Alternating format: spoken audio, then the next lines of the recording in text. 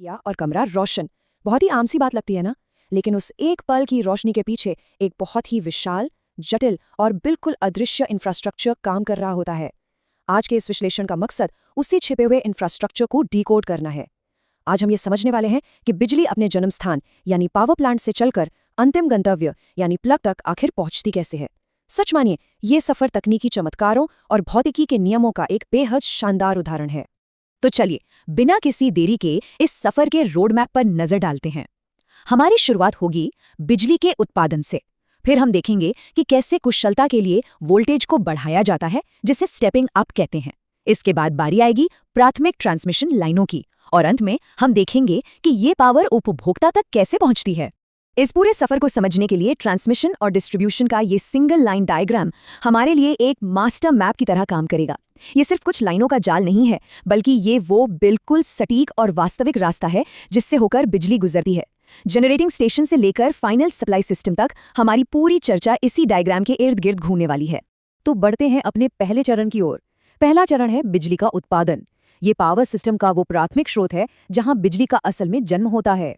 अब बिजली पैदा करने के लिए कई अलग अलग प्रकार के पावर स्टेशंस का इस्तेमाल होता है। ये एक थर्मल स्टेशन हो सकता है जहां कोयला, तेल या गैस चलाई जाती है। ये हाइड्रो पावर स्टेशन हो सकता है जहां पानी के तेज बहाव और बांध की क्षमता से टरबाइन घुमाए जाते हैं।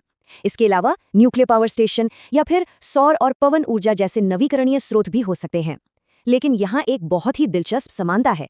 ऊर्जा का स्रोत चाहे जो भी हो, शुरुआत में जो वोल्टेज पैदा होता है वो आमतौर पर 11 किलोवोल्ट से 16.5 किलोवोल्ट के बीच ही होता है।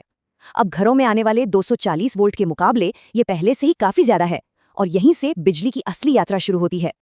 अब आते हैं दूसरे चरण पर, कुशलता के लिए वोल्टेज को बढ़ाना, या जिसे हम स्टेपिंग अप कहते हैं। पैदा की गई इस बिजली को सैकड़ों किलोमीटर दूर तक भेजना है, वो भी बिना बर्बाद किए। ये एक बहुत बड़ी इंजीनियरिंग चुनौती है। तो यहाँ सबसे अहम बात यह है कि इस दूरी की समस्या को हल करने के लिए स्टेप अप ट्रांसफार्मर की एंट्री होती है। ये किसी हीरो से कम नहीं है। इसका मुख्य काम लंबी दूरी के ट्रांसमिशन के लिए बिजली के वोल्टेज को अत्यधिक उच्च स्तर पर बढ़ा देना है। ये कोई चॉइस नहीं है, बल्कि एक सख्त जरूरत है। लेकिन आखिर वोल्टेज इतना बढ़ाना क्यों पड़ता है? इसे पानी की पाइप की तरह इमेजिन कीजिए। प्रेशर यानी वोल्टेज जितना ज्यादा होगा, पानी की मात्रा यानी करंट को उतना ही कम रखा जा सकेगा। जब करंट कम होता है तो तारों में घर्षण और पावर लॉस भी कम हो जाता है। बिल्कुल इसी वजह से लंबी दूरी तक पावर भेजना न सिर्फ कुशल बनता है, बल्कि आर्थिक रूप से संभव भी हो पाता है। इस बदलाव का पैमाना देखिए। 11 किलोवोल्ट के शुरुआती वोल्टेज को सीधे 132 किलोवोल्ट तक स्टेप अप किया जा रहा है। ये कोई छोटी मोटी जंप नहीं है। ये भारी छलांग साफ तौर पर दिखाती है कि एक लंबी यात्रा पर निकलने से पहले ऊर्जा की बर्बादी को रोकने के लिए बिजली को कितने विशाल भौतिक परिवर्तनों से गुजरना पड़ता है। इसी के साथ हम पहुंचते हैं तीसरे चरण में, प्राथमिक ट्रांसमिशन लाइनें। वोल्टेज के इतना ज्यादा बढ़ जाने के बाद बिजली अब वास्तव में अपनी उस लंबी और थका देने वाली यात्रा पर निकल पड़ती है।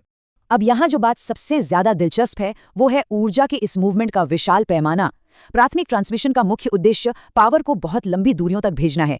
इसके लिए वोल्टेज 132 किलोवोल्ट, 220 किलोवोल्ट या यहाँ तक कि 400 किलोवोल्ट जैसे विशाल स्तर तक हो सकता है।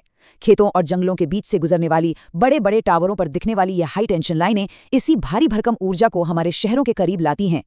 अगर हम अपने रोड मैप को दोबारा देखें तो प्राथमिक ट्रांसमिशन लाइन से लंबा सफर तय करने के बाद ये हाई वोल्टेज बिजली अब शहर के रिसीविंग स्टेशन तक पहुंच चुकी है। लेकिन इसे अभी सीधे इस्तेमाल नहीं किया जा सकता। इसलिए यहाँ द्वितीयक ट्रांसमिशन के लिए इसे स्टेप डाउन किया जाता है, यानी उस 132 किलोवोल्ट को वापस 33 किलोवोल्ट या 66 किलोवोल्ट तक कम करके बिजली को शहरों के और भी करीब लाया जाता है। और अब आता है चौथा और अंतिम चरण, उपभोक्ता तक पहुंचना। डिस्ट्रीब्यूशन के इस आखिरी चरण में उस विशाल और खतरनाक वोल्टेज को पूरी तरह से काबू में करना होता है ताकि हम इसका सुरक्षित रूप से उपयोग कर सकें। आइए आगे बढ़ते हैं और देखते हैं कि ये सिलसिला कैसे काम करता है। वोल्टेज कम करने की ये एक बहुत ही तेज और क्रमिक प्रक्रिया है। सबसे पहले सबस्टेशन पर वोल्टेज को घटाकर 11 किलोवोल्ट कर दिया जाता है। यहीं से बड़े कारखानों और औद्योगिक उपभोक्ताओं को सीधे पावर मिल जाती है। इसके बाद हमारे आम रिहायशी इलाकों में लगे डिस्ट्रीब्यूशन ट्रांसफार्मर उस 11 किलोवोल्ट को और भी ज्यादा घटाकर 415 वोल्ट तक ले आते हैं। यहीं से बिजली अलग अलग घरों और व्यवसायों में बढ़ती है, और यह बहुत ही शानदार तरीके से इस पूरी यात्रा के अंतिम पड़ाव को दर्शाता है।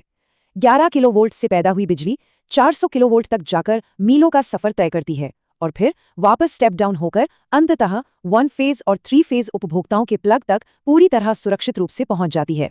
लाइन डायग्राम की यह यात्रा यहां आकर सफलतापूर्वक पूरी होती है। कई चरणों वाले इस विशाल सफर को देखने के बाद एक सवाल मन में जरूर आता है। पावर प्लांट से लेकर एक छोटे से प्लग तक हर पल इस जटिल ग्रिड को चालू रखने के लिए किस तरह के असाधारण संतुलन की आवश्यकता होती होगी।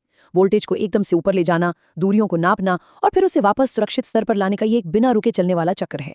जरा सोचिए, सिर्फ एक छोटे से लाइट बल्ब को हमेशा जलते रहने के लिए हर एक सेकंड इस पूरे ग्रिड में ऊर्जा का कितना सटीक बैलेंस बनाए रखना पड़ता है। वाकई ये एक ऐसा अजूबा है जिसके बारे में हम शायद ही कभी सोचते हैं।